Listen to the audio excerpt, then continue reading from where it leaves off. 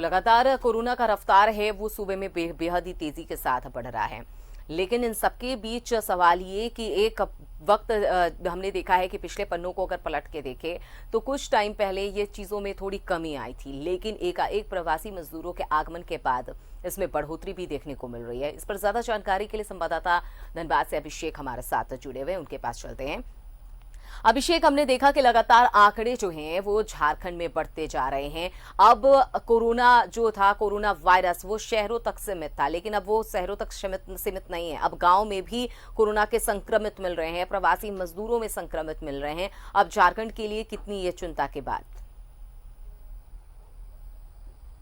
झारखंड के लिए चिंता की बात तो है अमिता, इसलिए ये चिंता की बात है क्योंकि पहली जब मरीज रांची के हिंदपीढ़ी में मिली और उसके बाद से ये सिलसिला अगर आप देखें तो लगातार बढ़ती चली गई।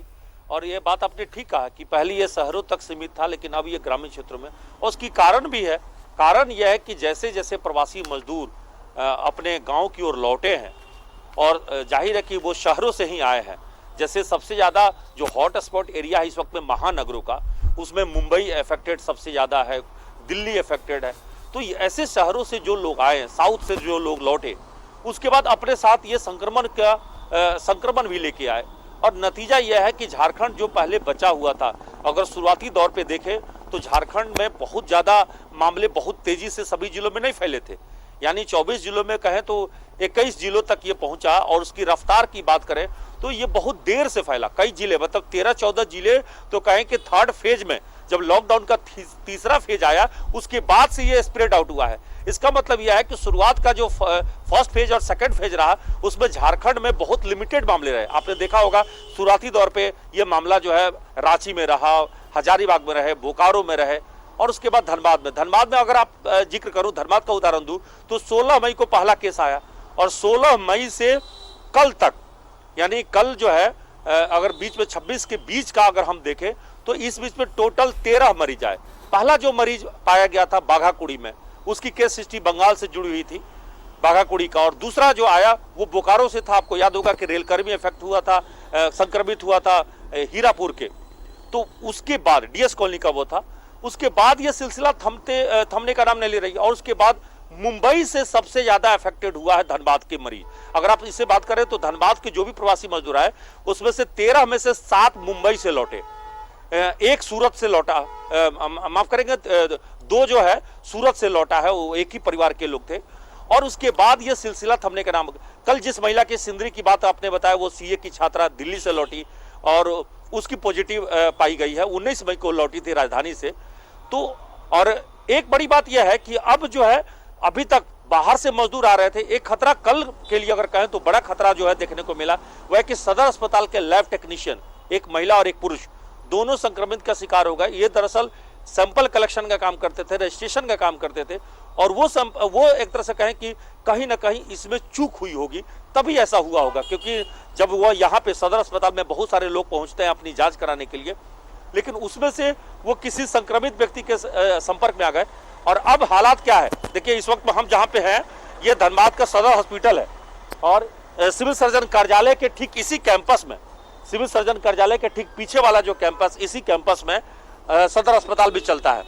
और सदर अस्पताल में ही काफी संख्या में क्वारंटाइन में लोग रह रहे हैं।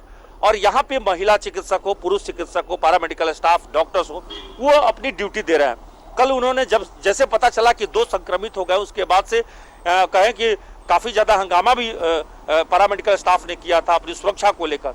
और यहाँ पे चिंता की बात है कि आप यहाँ से देखिए तो जिला प्रशासन के तमाम आला अधिकारियों के कार्यालय हैं, दफ्तर है। यहाँ से ठीक कुछ ही दूरी पर अगर कहें तो कोर्ट कचहरी है, धनबाद समाहरणालय है, और ठीक सदर हॉस्पिटल के ठीक सामने जो है सेल टैक्स ऑफिस है। यानी इसके ठीक सामने बिल्डिंग जो है सेल टैक्स ऑफिस की है। और यहाँ पे सामने से जो नजर आपको आ रही होगी पुलिस चेकिंग का, ये रणधीर वर्मा चौक है, शहर का सबसे प्रसिद्ध स्थल है रणधीर वर्मा, जहाँ पे लगातार चेक नाका लगी हुई है, पुलिस चेकिंग करती रहती है और आने जाने वालों पर नजर बनाए रखती है। प्रॉपर कारण पूछा जाता है और जो नहीं बताते उन पर एक तरह से मामले भी दर्ज होते हैं, गाड़ियां जब्त होती है, तो हर तरह के जो कार्रवाई होनी चाहिए वो होती है। लेकिन सवाल यही है कि इस वक्त में यहाँ पे जो संक्रमित महिला मरीज पाई गई है उसकी ताल्लुकात जो है यहाँ पास में बारामुड़ी में है, जहाँ पे अब जो है प्रशासन ने उस इलाकों को कर्फ्यू और कंटेनमेंट जोन घोषित करने का आदेश जारी कर दिया है। वो इलाका जो है वो कंटेनमेंट घोषित होगा। दूसरी है कि जो पुरुष है वो गोमो का रहने वाला है, उसके बारे में भी केस हिस्ट्री जुटाई जा रही है। तो खतरा अब ये बढ़ गया है कि जो मरीज संक्रमित निकल गए हैं उनके संपर्क में जो आए हैं वो अब खतरा बढ़ते जा रहे हैं। और इसीलिए देखिए, एक अच्छी राहत की खबर भी बताऊं, इन तमाम विपरीत परिस्थितियों के बावजूद कि 4 मरीज ठीक होकर वापस चले गए हैं। 2 डीएस कॉलोनी वाले और इसके पहले बाघाकुड़ी वाले, निरसा वाले, ये दोनों पहले मरीज ठीक हो गए। कल जो है गोमो का एक मरीज और दूसरा दुमदुमी गोविंदपुर का मरीज, वो दोनों ठीक होकर सकुशल घर वापस लौट गए हैं। तो 13 में से 4 वापस घर सकुशल चले गए हैं। अच्छी स्थिति यही है। और अभी भी सुरक्षा के लिहाज से कहें तो पिछले अभी सरायढेला थाना के जो थाना प्रभारी हैं उनके सहित 11 के स्वैब टेस्ट भेजे गए थे, उनकी रिपोर्ट भी निगेटिव आ गई है।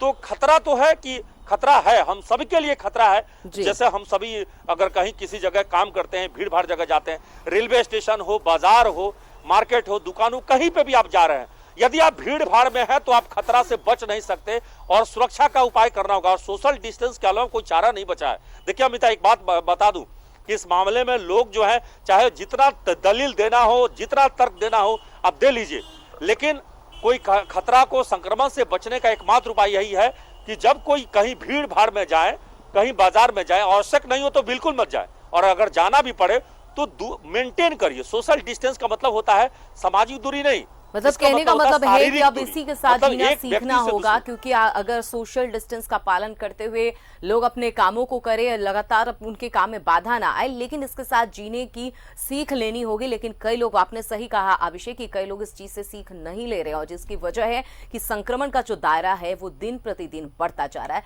तमाम जानकारी के लिए बहुत बहुत शुक्रिया अभिषेक।